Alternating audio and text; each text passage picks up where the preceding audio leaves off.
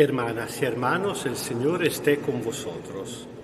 Escuchamos ahora el texto del Evangelio de hoy, martes de la segunda semana después de la dedicación de la Iglesia Catedral. Lectura del Santo Evangelio según San Marcos, capítulo 10, versículo de 17 hasta 22. En aquel tiempo, cuando el Señor Jesús se puso en camino, llegó uno corriendo, se arrodilló ante él y le preguntó: Maestro bueno, ¿qué debo hacer para heredar vida eterna? Jesús le respondió: ¿Por qué me llamas bueno? Nadie es bueno fuera de Dios. Conoces los mandamientos: no matarás, no cometerás adulterio, no robarás, no jurarás el falso, no defraudarás, honra a tu padre y a tu madre. Él le contestó: Maestro, todo eso lo he cumplido desde mi juventud. Jesús lo miró con cariño y le dijo: una cosa te falta, ve, vende cuanto tienes y dáselo a los pobres, y tendrás un tesoro en el cielo. Después sígueme.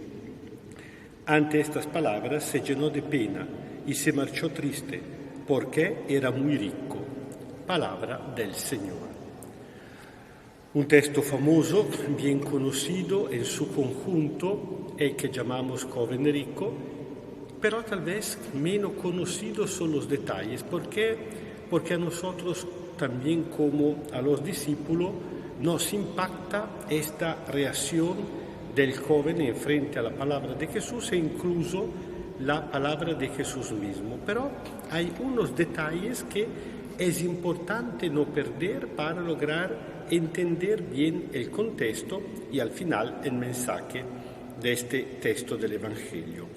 Antes que nada, Jesús se pone en camino y con Jesús van de camino los discípulos. Es decir, el contexto es lo que se llama en griego la secuela, es decir, el camino del discipulado atrás de Jesús. Es el camino de la fe que nos lleva a la casa del Padre, al encuentro con Dios. Llegó uno corriendo. Cuidado esta nota del evangelista. Viene corriendo con entusiasmo. En cambio, al final, con mucha pena, se marchó triste dando paso atrás. Y este tío que viene corriendo se arrodilla ante él. Arrodillarse ante una persona estaba prohibido. Significa reconocer pero en Jesús la presencia del divino y le pregunta: Maestro bueno, ¿qué debo hacer para heredar la vida eterna? La respuesta que da Jesús a la primera vista parece muy extraña. Le dice: ¿por qué me llamas bueno? Nadie es bueno fuera de Dios. Parece casi que Jesús rechaza esta felicidad que le hace el joven y casi Jesús quisiera decir que tampoco él es bueno, no solamente los humanos, sino tampoco él. Realmente no es esta la intención de Jesús, sino que Jesús quiere desplazar la mirada del joven de sí mismo, de su persona, directamente a Dios. Porque en la pregunta del joven hay un doble error. La pregunta es interesante. Digamos que el interés de la pregunta es el más importante. A todo el mundo tendría que interesarnos la vida eterna y nada más o nada por encima de la vida eterna. Cada persona tendría que poner en primer lugar entre sus intereses la vida eterna. El problema es que este hombre sigue haciendo de la vida eterna algo que tiene ganarse, algo que tiene meritarse, que tiene conquistarse. ¿Qué debo hacer para heredar vida eterna? Jesús, en cambio, le responde que Dios es bueno. Son dos lógicas totalmente diferentes. El hombre se queda en la lógica humana, económica. Uno da para recibir.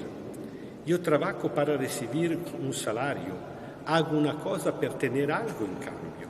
¿Qué tengo que hacer para recibir, para comprar la vida eterna? En cambio, Jesús le indica que Dios es bueno. La vida eterna es algo que Dios nos regala por su amor, no algo que tenemos que ganarnos nosotros con nuestro propio mérito.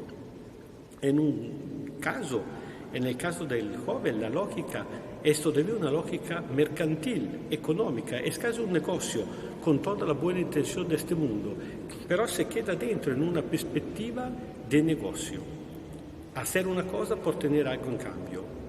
Al contrario, Jesús le indica la lógica de Dios, que es una lógica de gratuidad, de amor. Dios es bueno, la vida eterna te la regala por amor. Tienes que entrar en esta dinámica para heredar la vida eterna. La vida eterna uno la hereda justamente, no la compra, como del Padre recibe gratis toda la heredad, no solamente la económica, sino más que todo la moral, la cultura, la espiritual, todas las enseñanzas que los padres nos dejan gratis, evidentemente, por amor. Esta es la perspectiva de Dios, esta es la perspectiva de la vida eterna. Esto es el error de esta persona.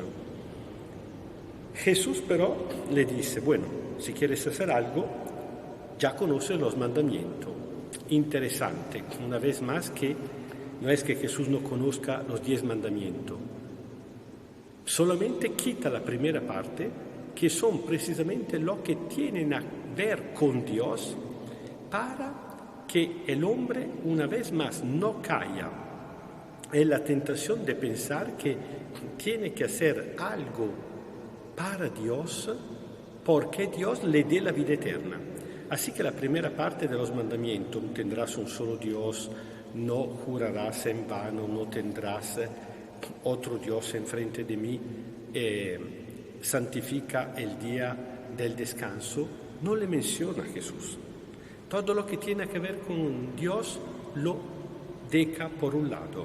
Al contrario, le recuerda los mandamientos que tienen a ver con el prójimo, dejando por último el único formulado de forma positiva y tal vez el más importante: no matarás, no cometerás adulterio, no robarás, no jurarás en falso, no defraudarás. Faltaría más que uno que quiera heredar la vida eterna haga esta cosa muy negativa, pero también en positivo: honra a tu padre y tu madre. Aquí otro golpe de escena, otra cosa interesante.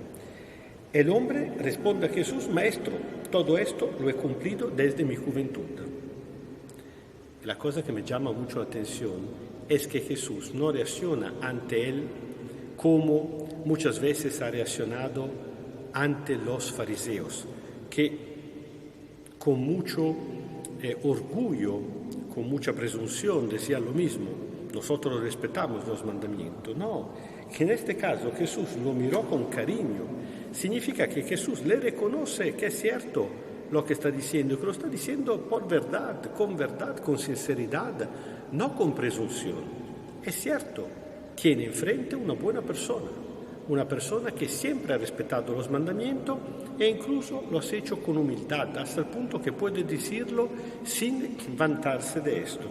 Por eso Jesús lo mira con cariño y le dice: una cosa sola te falta, ve, vende cuanto tienes y dáselo a los pobres, y tendrás un tesoro en el cielo, después sígueme. Y aquí viene el problema: el hombre es rico. Jesús otras veces había puesto en guardia del peligro de la riqueza. La riqueza es peligrosa, no solamente porque en su origen es pecaminosa. Dios ha creado porque todos sus hijos tengan lo que le hace falta para vivir, y al contrario, en este mundo unos son demasiado ricos y otros, la gran mayoría, no tienen ni lo necesario para vivir. La cosa realmente escandalosa que en esta época de pandemia no se ha perdido dinero, no se ha perdido riqueza en términos absolutos, se ha desplazado. Los ricos se han vuelto aún más ricos, los pobres en miseria total. Por eso la riqueza, además que ser injusta, se pone como un muro entre la persona y Dios, porque cuando uno tiene que renunciar a la riqueza, cuidado que Jesús no le está pidiendo de volverse pobre, mísero, de no tener de comer. Le está pidiendo de librarse de este peso de la riqueza. Él pero se queda triste, se llena de pena. Él que al comienzo estaba lleno de entusiasmo, ahora se llena de pena, se marchó triste porque era muy rico. Imagínense qué desgracia. Generalmente la gente que encontraba a Jesús antes era triste y después era contenta. Aquí pasa lo contrario. Antes estaba muy entusiasmado, muy ilusionado y ahora se marcha triste. ¿Por qué? Porque al final en su corazón la riqueza tenía un lugar más importante que no el mismo Jesús. Luego vamos a ver los próximos días cómo sigue esta cosa y cómo se escandalizarán los discípulos mismos, no por la reacción del joven, sino por la palabra de Jesús y por lo que Jesús seguirá explicándole. Uno dice, bueno, yo no soy rico, nosotros, yo no conozco en esta parroquia y en la gente que nos va alrededor de nosotros, gente rica. Entonces no tenemos este problema. Sí y no. Sí y no, porque es cierto que no tenemos un montón de dinero en banca, esto no cabe duda, pero es cierto que en la medida que el poco que tenemos se convierte para nosotros en un pequeño ídolo que nos tiraniza, que se convierte más importante que el mismo Jesús, se convierte también en nuestra riqueza. La riqueza no significa simplemente un cúmulo, puede ser poca cosa. La riqueza pero es todo lo que nos roba el corazón y se pone como un muro entre Jesús y nosotros. Así que hoy queremos pedirle a Jesús que nos dé un corazón libre, nos dé la capacidad de tener una distancia con la cosa, nos enseñe a utilizar de la riqueza y no dejarnos utilizar por parte de la riqueza. Pero en esta semana también queremos, es la última semana del mes morado, entonces quisiera con ustedes todos los días rezar al Señor de los Milagros por toda la persona que están enferma, por toda la persona que están sufriendo por este maldito virus, por esta pandemia. Todos los días a la televisión escuchamos un número de gente que está creciendo, pero sobre todo todos los días caemos en la cuenta de gente que conocemos muy bien que se están enfermando, que se han enfermado. Gracias a Dios la mayoría no es en forma muy grave, pero también hay algunos en condición seria o delicada o crítica. Así que por toda esta gente queremos rezar esta semana al Señor de los Milagros y también a su Santísima Madre, siempre sabiendo, teniendo conciencia que por cuanto fuerte es el virus, Dios es más fuerte. Y por cuanto fuerte es la pandemia, nuestra fe es más fuerte. Cuando muchas veces decimos que con nuestra fe hemos ganado al mundo, evidentemente no significa que queremos ganar a la otra persona, pero al virus sí. Queremos ganar con la fe a este virus y a esta maldita situación. Y podemos decir maldita porque es Dios mismo que la maldice. La enfermedad no la ha creado Dios, la muerte mucho menos, el sufrimiento para nada. Dios nos había creado para gozar de la paz, el shalom bíblico. Todo esto ha venido como consecuencia del pecado, del maligno. Jesús ha venido para luchar.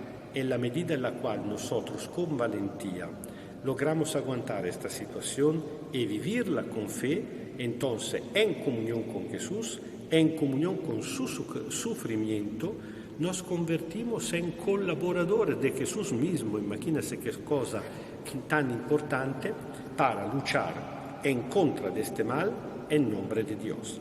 Así que yo rezo esta oración ahora al Señor de los Milagros y todos ustedes la dejan sonar dentro vuestros corazones para que sea nuestra oración común.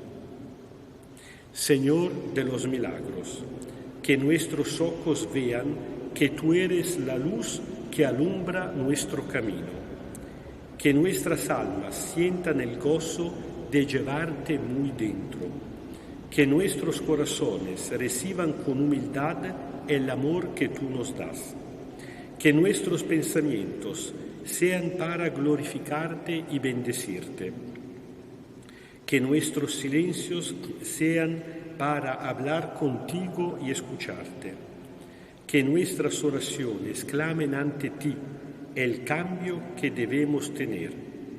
Seas tú, Señor de los Milagros, el divino médico de nuestros cuerpos y de nuestras almas. Amén.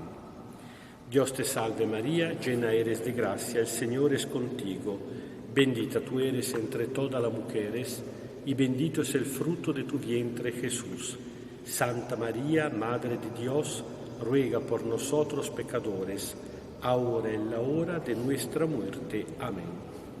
Y ahora invocamos la bendición del Señor sobre todos nosotros y de manera especial sobre la persona que en este momento está enferma y están sufriendo. El Señor esté con vosotros. Kyrie eleison, Kyrie eleison, Kyrie eleison. Os bendiga Dios Todopoderoso, Padre, Hijo y Espíritu Santo. Amén. Y llevando en nuestros corazones la palabra de Jesús, ánimo, soy yo, seguimos viviendo en paz.